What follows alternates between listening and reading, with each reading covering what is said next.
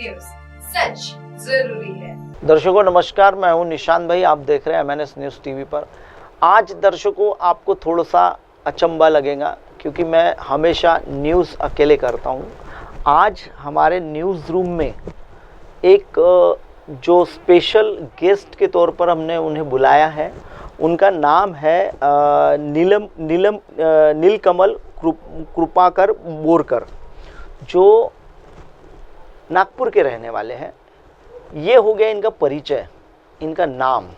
लेकिन इनका परिचय और एक मैं बता देता हूँ, पेशे से अध्यापिका है और जो हुड़केश्वर में 30/5/2025 को शिक्षा विभाग का मामला दर्ज हुआ है, वो मामला दर्ज करने वाले जो फिरियादी होते हैं, जिन्होंने वो मामला दर्ज किया है और 9 लोगों को उस मामले में आरोपी बनाया है, वही मैडम है हमारे साथ मौजूद आज हमारे न्यूज़ रूम में। और ये जो धारा लगी है वो तो मैं आपको बाद में बता दूंगा, क्या क्या धाराएं लगी इस मामले में। सबसे पहले बता दूं कि जो अपराध क्रमांक जो है, अपराध जो दर्ज किया गया है वह 332/2024 करके दर्ज किया गया है। अब वो क्यों 24 दर्ज किया गया है उसके पीछे की कहानी बता देता हूँ। पुलिस विभाग को 31/1/2024 को जानकारी दी गई थी, लिखित शिकायत दी गई थी। बहुत सारी लड़ाइयाँ लड़कर आखिर अपराध दर्ज किया गया है 30/5/2025 को, यानी 1.5 साल बीत गया इस मामले को पुलिस विभाग के यहाँ दर्ज होने को। क्यों हुआ, कैसे हुआ, ये सारी चीज़ें मैं आपको दर्शकों को बाद में बता दूंगा। पहले तो मैं सबसे पहले इसी जो मेरे पास FIR की जो कॉपी आई है उसी को मैं सच बताने के लिए और सच दिखाने के लिए मैंने बोरकर मैडम को मेरे न्यूज़ रूम में बुलाया और उनसे मैं जानना चाह रहा था, मेरे कुछ उनसे सवाल है इस FIR को लेकर और वही सवाल मैं करने वाला हूँ उनसे। नीलिमा मैडम, सबसे पहले तो आपका हमारे चैनल पर बहुत बहुत स्वागत है। मुझे बताइए कि एक आपका कॉलम है जिसमें आपकी जो नियुक्ति की जो तारीख है उसमें कुछ काट छांट हो गई थी, वो किस वजह से हुई थी, वो थोड़ा सा मुझे बताइए। जी, जब मेरे वहाँ पर नियुक्ति हुई थी वो था सन 2005। अच्छा, हाँ 2005 में आपकी नियुक्ति हुई थी, बराबर। हाँ, अब ये मामला धीरे धीरे बढ़ता गया है। हाँ, जब इन्होंने मेरा अप्रूवल का प्रस्ताव शिक्षा विभाग में डाला, हाँ, तब वो था 2007। अच्छा, यानी 5 का इन्होंने 7 कर दिया था पहले से ही। अब जब शिक्षा विभाग से मुझे 10 साल बाद हाँ, मेरा अप्रूवल मिला, हाँ, तब उसमें भी 2007 ही लिखा था। अच्छा, तो मेरा 2007 नहीं था, आपका 2005 का था। तो आपने फिर उसके लिए फिर लड़ाई लड़ी है, ये आपने इसमें दर्ज कराया हुआ है। तो दर्शकों देखिए, शुरुआत ही लड़ाई से हुई। यानी 2005 में मैडम को उन्होंने लिया जब स्कूल को कोई ग्रांट नहीं थी, 100% जब अनुदान आया, जब ग्रांट पर स्कूल आई, 1 से 4 कक्षाएं थी और बहुत सारी चीज़ें। यानी देखिए कैसे अध्यापकों को किस तरीके से दूध की मक्खी की तरह जब ग्रांड पर स्कूलें आती है तो निकाल के फेंकने के लिए षड्यंत्र रचते हैं, और ये षड्यंत्र ही इन 9 लोगों को ले डूबा है। अब मैं मैडम एक आपसे सवाल करूंगा। वैसे तो मैं आपके इसी रिपोर्ट के आधार पर 2-3 मेरे सवाल है, उनका आपको जवाब देना है। अच्छा, मुझे एक बात बताइए, मेरा दूसरा सवाल है कि आप 1 से 4 तक के पढ़ा रही थी। अब इसमें अचानक चमत्कार होता है, आपके स्कूल में 93 बच्चे दिखाए गए थे और अचानक 3 तारीख को वो बच्चे 0 कैसे हो गए थे? सर, उसका ये है कि 30/9/2023 को हाँ, मैं और मेरी मुख्याध्यापिका, हाँ, वो तब तक थे दोनों। अच्छा, और 30/9/2023 को मुख्याध्यापिका रिटायर्ड हो गई, बराबर। बच्चे में से हाँ, आप बच्चे, बराबर। 93 बच्चे। हाँ, अब इस मामले में मेरा नेचर ऐसा है कि मैं संस्था चालक की कोई भी बात नहीं मानती, बराबर। उनके अगेंस्ट में करती थी। हाँ, अब जो वो बोलते थे यहाँ पर साइन करो, मैं नहीं करती। हाँ, यानी आप हाँ, पढ़े लिखे हैं तो पढ़े भाई लिखे आप तो- नॉर्म्स लॉ के हिसाब से चलेंगे। चलेंगे। तो आप है ना कहीं भी वो अगर बोलेगा कि ये फर्जीवाड़े पर साइन कर तो नहीं करेंगे, नहीं ये था आपका उसमें। तो ये चमत्कार कैसे हो गया था? तो इनके बहुत ही वहाँ पे स्कूल में बहुत फर्जीवाड़े चलते हैं। अच्छा। और वो मुझे मालूम थे। हाँ अगर ये मुझे चार्ज आता हाँ प्रिंसिपल का हाँ या मुख्याध्यापक का, हाँ तो वो पूरे डॉक्यूमेंट्स मेरे हाथ में आ जाते बराबर। और इनके पूरे फर्जी काम थे हाँ वो उजागर हो जाते। वो उजागर हो जाते। वो उजागर ना हो और मैं उस स्कूल में ना रहूं, यानी कि मैं उस स्कूल से चली जाऊं। अच्छा। इसलिए उन्होंने ये षड्यंत्र रचा। अच्छा। और वो विद्यार्थी पोर्टल होता है, हाँ वहाँ से पूरे एक ही रात में पूरे विद्यार्थी निकाल कर हाँ उनको हिंदी मीडियम के स्कूल में डाल दिया और वो पूरा माध्यम में पूरी जीरो कर दिए थे। यानी चमत्कार, यानी उन्होंने पूरी तरीके से करने का प्लान बनाया था कि आपको उसमें से हटा दिया जाए और स्कूल में ना। अच्छा, एक मेरा आपकी ये जो रिपोर्ट में जैसी दर्शकों को बता रहा हूँ कि भाई मैं रिपोर्ट के आधार पर, क्योंकि कैसा है कि आपका जो भी बयान आपने दिया है और उसी आधार को मैं थोड़ा सा क्रॉस चेक कर रहा था, क्योंकि दर्शकों को मैं बताना चाहता हूँ कि सच जो होता है वही सामने आना चाहिए। अच्छा, आप न्यायालय में गए हुए थे, वो किस वजह से गए थे?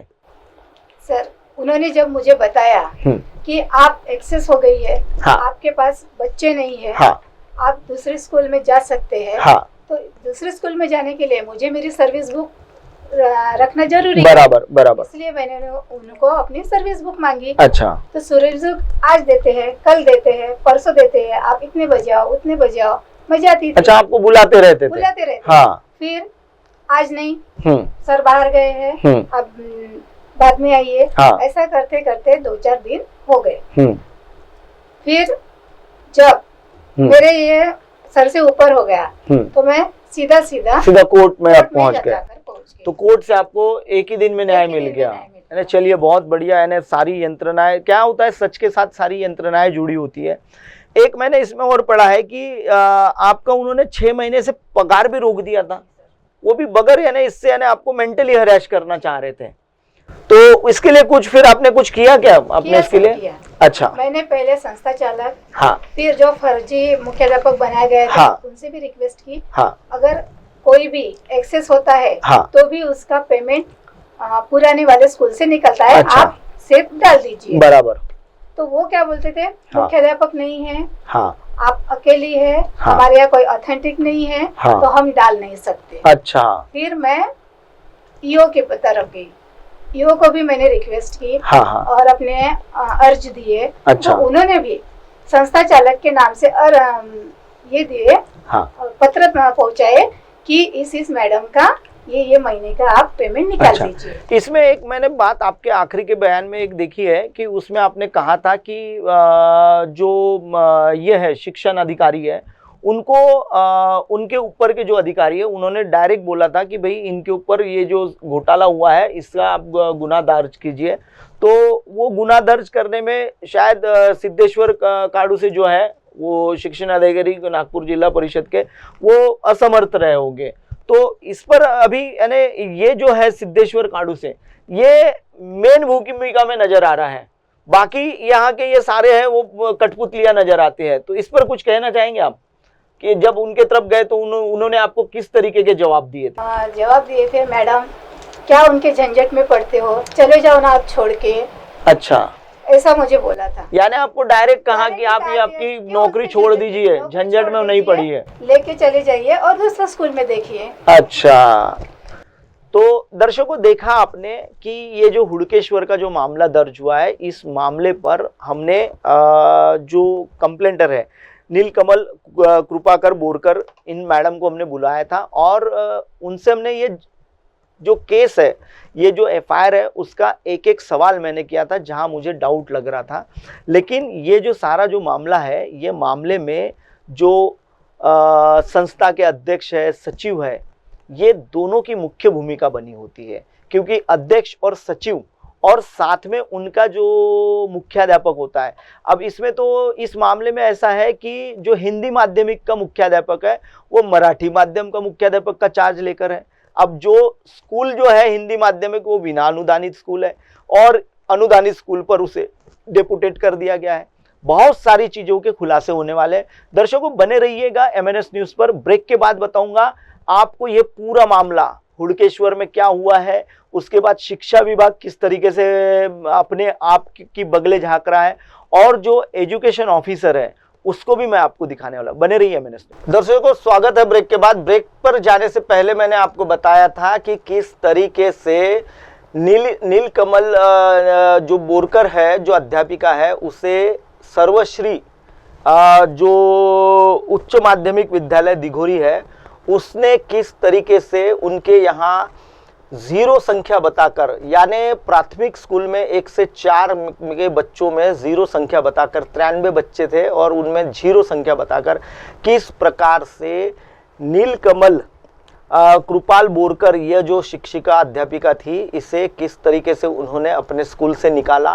वो निकालने की वजह भी मैंने आपको बताई थी ब्रेक पर जाने से पहले। अब मैं आपको बता रहा हूं, अभी जो आप ये जो स्कूल देख रहे हैं, यही सर्वश्री उच्च माध्यमिक विद्यालय दिघोरी मराठी माध्यम की स्कूल है, जिसमें यह जो कार्यरत थी अध्यापिका जो है वो वहाँ कार्यरत थी। लेकिन अचानक से स्कूल की जो छात्र होते हैं वो छात्रों की संख्या 0 कर दी गई थी, और उसी के चलते यहाँ ये एक बड़े घोटाले को अंजाम भी दिया गया है, ऐसा साफ तौर पर देखने को मिल रहा है। दर्शकों आपको बता दूं कि ये जो स्कूल अभी जो आप देख रहे हैं, ये स्कूल के जो संस्था संचालक मंडल है, उसमें आपको मैं बता दूं कि कौन कौन क्या क्या है, और 9 लोगों पर मामला दर्ज हुआ है। और मामला दर्ज हुआ है संगीता विश्वनाथ रहाटे, जो अभी आप जो स्क्रीन पर देख रहे हैं, ये संगीता विश्वनाथ रहाटे है। राजेश काशीनाथ मासूरकर करके अभी जो देख रहे हैं, इसी की वह धर्म पत्नी है संगीता विश्वनाथ रहाटे। उसके बाद 3 नंबर पर भारती दीपक कदम, भारती दीपक राव खड़से, इस पर भी मामला दर्ज है। अब ये जो देख रहे हैं, ये कुमारी ऐश्वर्या राजेश मासूरकर है, ये राजेश काशीनाथ मासूरकर की बेटी है। और उसके साथ अभी जो देख रहे हैं, ये प्रकाश काशीनाथ मासूरकर जो है, ये उसका भाई है। और उसके बाद ये जो अभी आप देख रहे हैं, ये सुनीता लक्ष्मण झोड़े, ये जो लक्ष्मण झोड़े है, यह प्रकाश काशीनाथ मासूरकर की धर्म पत्नी है। अब उसके बाद 6 नंबर पर मामला दर्ज हुआ था सुनील उदयभान तायवाड़े पर। और उसके बाद अभी जो आप देख रहे हैं, ये 8वें नंबर का आरोपी है अरुणा रमेश बांते, जो सेवानिवृत्त मुख्याध्यापिका के पद पर उसी स्कूल पर थी। और इसी की सेवानिवृत्ति होने के बाद ये स्कूल की जो अभी स्कूल देख रहे हैं, इसकी 0 संख्या कर दी गई थी, और उसमें से नीलकमल जो बोरकर है, वो अध्यापिका को निकासित कर दिया गया था। इसकी पूरी जानकारी, सारी चीज़ें होने के बाद भी सिद्धेश्वर काड़ू से, जो शिक्षणाधिकारी है जिला परिषद नागपुर शहर के, उन्होंने कोई भी एक्शन नहीं लिया करके इन्हें 9 लोगों को गिरफ्तार किया गया है। और गिरफ्तार होना बाकी है, अभी तक के गिरफ्तार नहीं किया गया है, लेकिन इन पर मामला दर्ज किया गया है। मामला दर्ज करने के साथ साथ ये जो अभी आप हुड़केश्वर पुलिस स्टेशन देख रहे हैं, इस हुड़केश्वर पुलिस स्टेशन में अपराध नंबर जो है वो 332 दर्ज किया गया है /2024। धाराएं लगाई गई है भारतीय, इसकी धाराएं है 176, 465, 420, 468, 471, 120(ब), 217 यह धाराएं लगाई गई है। और ये जो मामला है, ये हुड़केश्वर जो पुलिस स्टेशन है, इसमें 31/1/2024 को इसकी जानकारी दी गई थी, लेकिन मामला लगभग 1.5 साल बाद दर्ज किया गया है। 30/5/2025 को यह मामला दर्ज किया गया है। इस मामले की जो जांच है वो निरीक्षक पुलिस उपनिरीक्षक मेघा लुटे कर रही है। और महामुनि करके किरण महामुनि करके उपनिरीक्षक है, उनके मार्गदर्शन में ये पूरा मामला अभी थाने में दर्ज कर उसे उसकी जांच की जाने वाली है। दर्शकों आपको बता दूं कि किस प्रकार शिक्षा विभाग में घोटाला किया जाता है। अब यहाँ एक मुद्दा बहुत बड़ा उठ रहा है कि जिस अध्यापक को मुख्याध्यापक का चार्ज दिया गया है, मुख्याध्यापक का जिसको चार्ज दिया गया है, वह मुख्याध्यापक माध्यमिक विभाग के हिंदी पाठशाला का अध्यापक है और उसे मराठी में मुख्याध्यापक बनाया गया है। जब दर्शकों आपको बता दूं कि जब इसकी जो पट संख्या है, जो छात्रों की संख्या है 0 है, तो ऐसी 0 संख्या के स्कूल में इस मुख्याध्यापक का क्या काम, ये सबसे बड़ा सवाल बना हुआ है। और ऐसे अनगिनत सवाल इस मामले में बनते हैं।